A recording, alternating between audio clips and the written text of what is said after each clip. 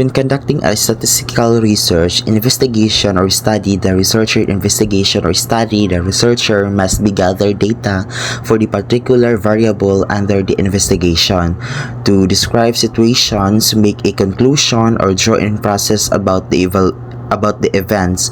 So the researcher must be organize the data or gather in some meaningful way. So, but before anything else, first thing we should able to do is the solution. So, step 1.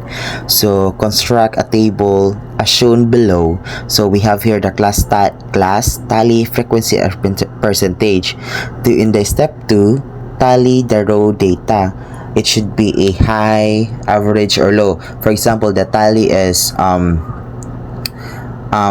the tally of high, they have 7, average they have 8, and the low they have 9. So that was the example of the tally frequency. About the percentage, it should be so they have the frequency of 7, they have 8 and 5. So about the percentage, it should be 35, 40, and 25. In the step 4, so this is the determine the percentage. The percentage is component using the formula.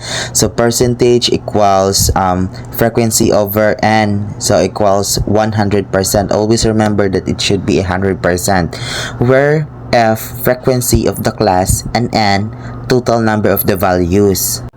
Here's the step 4 on how we're going to create the percentage of using this formula.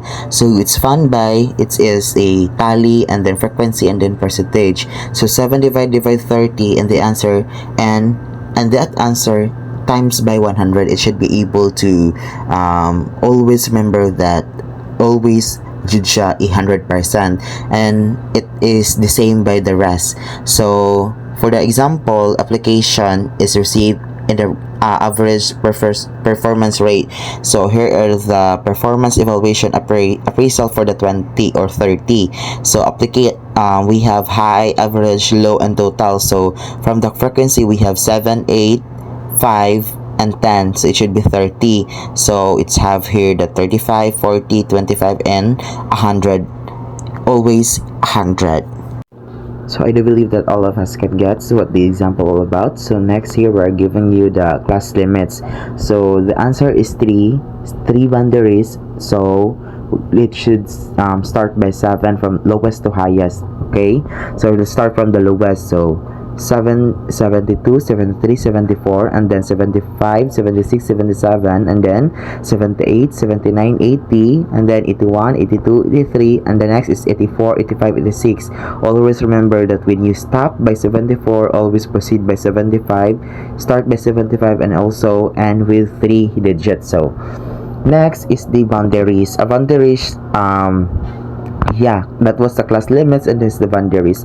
75 or 71.5, 74.5, 74.5, 77.5, we have 77.5, 80.5, we have 80.5, we have 83.5, we have 83.5, we have 80.5. So in the frequency, we have 4, 6, 10, 7, and 3.